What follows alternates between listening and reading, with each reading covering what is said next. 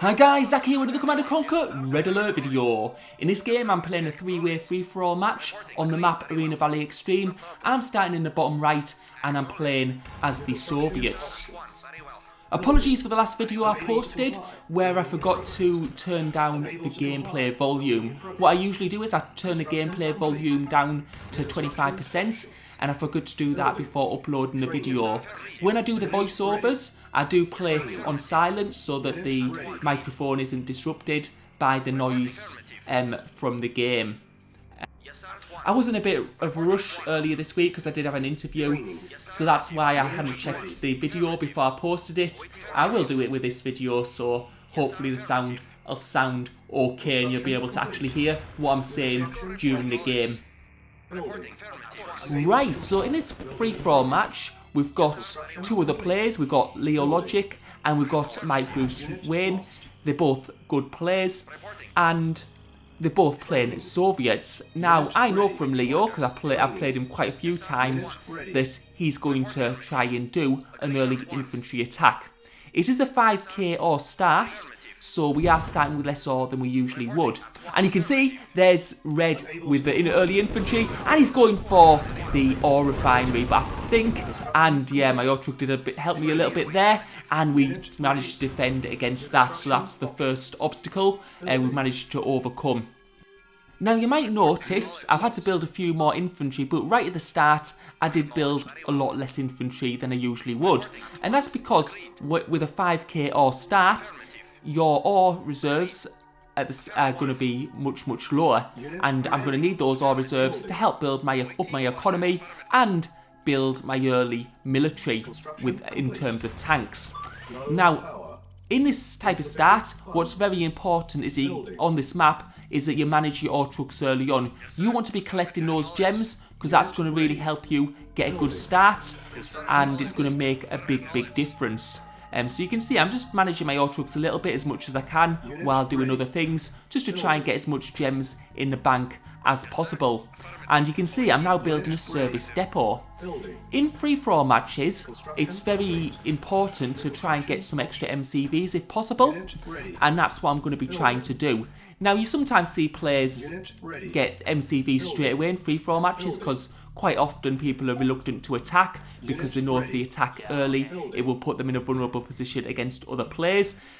That might not be the case this time, but if I ever see someone build MCVs in a free-for-all match, I go for them straight away, because the last thing you want is to be fighting someone who has about 10 MCVs, hundreds of ore trucks, and just building Tesla coils.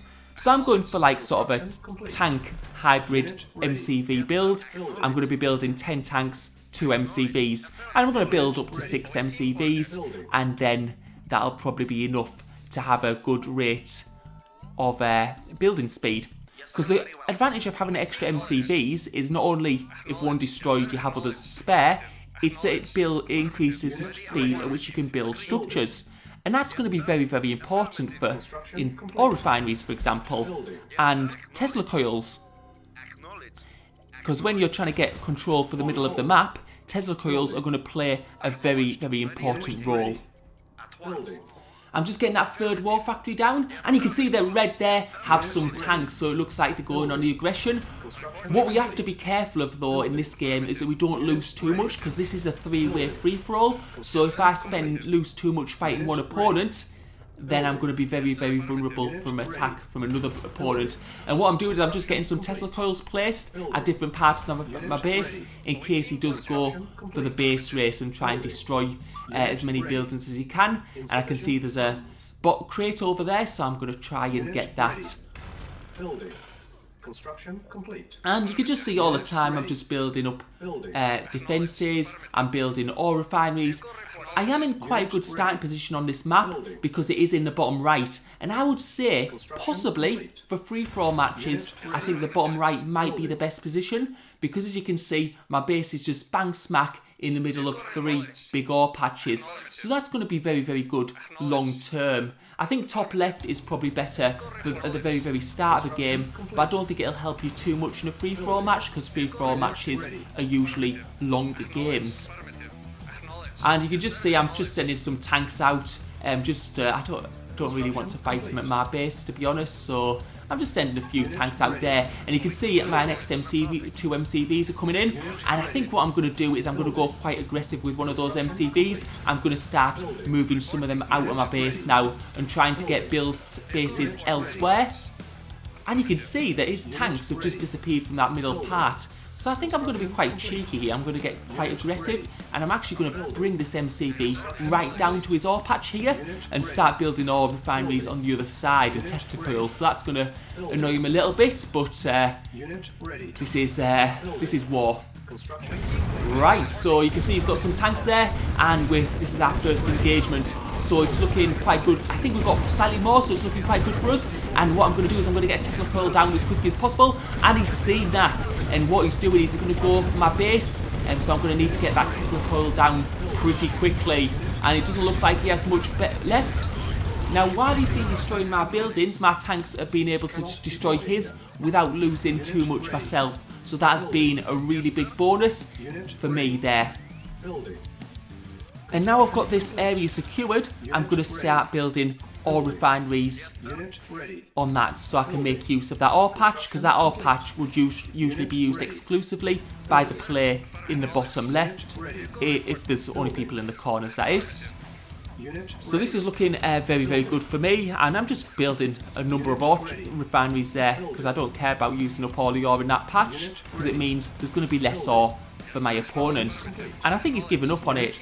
I can see that some of the gems, yeah, you can see some of the gems have been mined from the other side, so he has extracted some of the value from it, but this is a very, very important for me. And we can see we're going into his base now, and it doesn't look like he's got too much left. He might be actually quite low on ore, so this is looking very, very good for me at the moment. And what we're going to do is we're just going to go through his base. Obviously, we don't want to lose too much. We see he's got quite a few Tesla coils, and he's building them quite fast.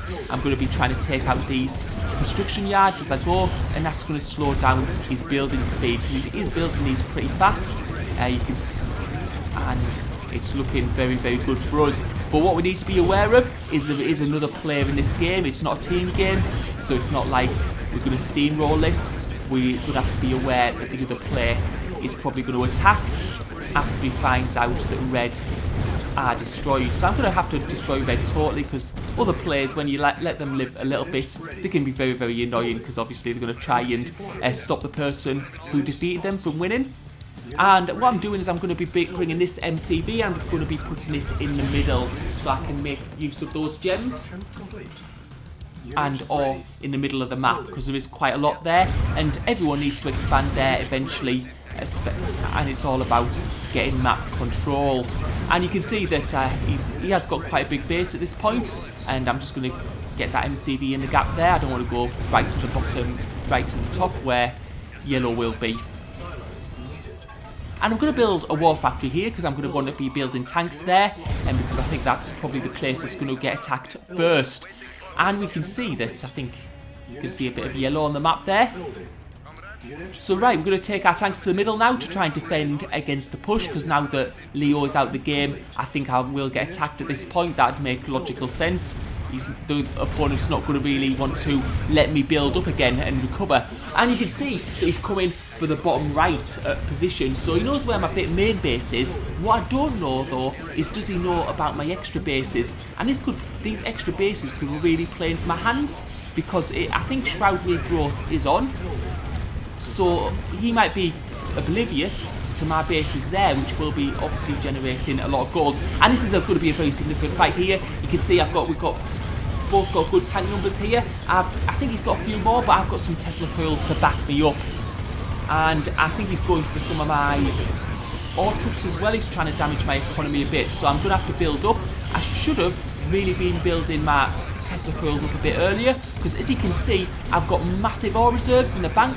So it wouldn't have affected my tank numbers if I had been building some extra Tesla coils. And as you can see, this is looking quite good for yellow at the moment, and I'm losing more tanks than he is. He's also got a mix of rocket launchers in there as well, which do a lot of damage but have low HP, so quite easy to destroy. So I'm trying to focus some of them down, but as you can see, he certainly has the upper hand, and it looks like he's cleaned up my army for now. And the question is now, is he going to notice my other bases and I'm going to be able to hold out against this tank, this aggression here. And you can see I've got 5 Tesla coils, which is going to make a very, very strong wall. But I am going to need to be aware that I'm going to need to mix in tanks with that, because Tesla coils on their own aren't that strong, because they don't have that much HP, but they do a lot of damage. And you can see I've got a good Tesla wall going there. I don't have too many tanks though, and I think he's falling back now. I think he's realising that if he tries to fight my tanks and Tesla at the same time, he's going to be in a whole world of trouble. And I'm not going to try and push him back too far, because what I'm trying to do now is I'm trying to base crawl so I can fight tanks and Tesla at the same time. Because as you can see, he's got many more tanks than me, and so I'm not going to win a battle that way. But with Tesla helping me, I might have a chance. And this is a big push. This is going to be very significant. This is probably could determine who's going to win the match here, because he's going all in, I think, right now. And you can see, are my Tesla coils going to be able to hold out? Am I going to be able to build tanks quick enough and defend this? And you can see he's got a construction yard down. Every construction yard I lose, I'm going to lose building speed on those Tesla coils. But as you can see, his forces are getting whittled down further and further, and as the longer this goes on, the better it's looking for me. He's got a few of those Tesla coils down, but now he's falling back, and I think he's realised that this push is not going to work. And as you can see, yes, he's still got more tanks than I do, but his tanks numbers are very small in comparatively speaking to what he had before, and that's worked really well for me. And that big push has been a bit of a fail, and that could cost the match. That could decide the match. We're going to have to wait and see. If he'd sent a small force for those other bases, then it might be a bit of a different story. But as you can see, my economy is still really strong. I've still got enough ore in the bank to keep on building Tesla coils, to keep on building power plants, to keep expanding my base and build tanks. And now I'm using this opportunity, since now I've been able to push him back, to build my 5th war factory. I could have built it. I couldn't build it earlier because I was so focused on building Tesla and defending. And now that I've got that 5th war factory, my tanks are going to build faster, and I'm going to be able to really make use of that extra ore that I've got stored up. Because any ore that's stored is ore that's not being used on the battlefield, and ore that's not being used on the battlefield is no use, really at all. So I'm going to continue to build tanks, I'm going to continue to build Tesla, and you can actually see with that extra war factory now that my ore reserves are actually dropping down, so I'm making use of all that ore that was stored up. And now it's looking really good for us, and you can see he's pushing from the other side now. He's trying to go for those construction yards, he's trying to go for those power plants. And I'm going to be able to bring all my tanks over from the left side of my base to the right, because I know there's a wall of Tesla coils which is going to prevent any tanks from getting in the other side, because he just doesn't have the tank numbers in order to break that Tesla coil wall. And it's looking very good for us at the moment. And that push from the right side of my base has failed, and we're going to start focusing on pushing him back. As you can see, I built a couple more construction MCVs so I can have a couple more construction yards, because I did lose a couple, and I want to keep that building speed up so I can really make use of that push, and using power plants and Tesla just to base crawl. And you can see he's got a few tank numbers now. He's been able to regroup a little bit, but it looks like I've got about equal numbers, and with Tesla helping me, I'm going to be able to defend against this. And as you can see, as soon as he goes for buildings, you can see his tank numbers are just starting to drop off compared to mine, and this is looking very good for us at the moment. He has got some rocket launchers now. Rocket launchers do outrange Tesla, so they can destroy Tesla quite effectively, but not when there's a bunch of tanks in front of them. Because you can see those rocket launchers just fall apart very easily. And I've pushed him back to the bottleneck, which is going to make it a lot easier for me to defend, especially when I get some Tesla at the other side of the bottleneck, because and I'm just defending against those paratroopers there. You can see I've just destroyed them with my Tesla, and we're entering a new stage of the game now, the battle for the middle.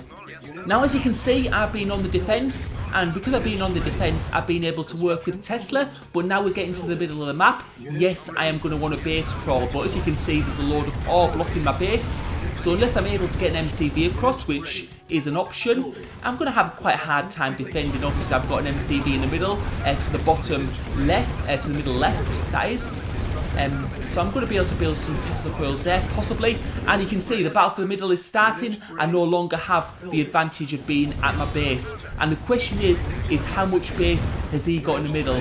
Am I going to hit a line of Tesla?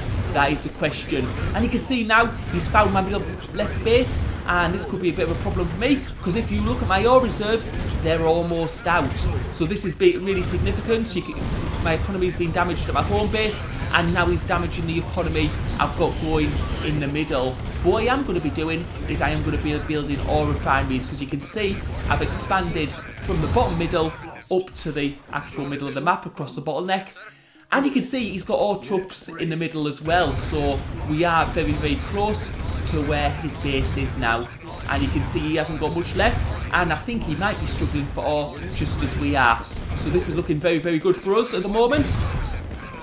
I would imagine he's not holding any tanks back at this point, and as soon as he's getting tanks, he will be bringing them forwards, because he won't want us to destroy any of those ore trucks. And you can see he's got a little bit of a sneak attack going at the back of our base, but that's not going to hurt me at all in it by any means. And it's looking very, very good for us. I think we're getting a third ore truck there, so we're whittling down his economy, and that's going to stop him being able to replenish his tanks as effectively.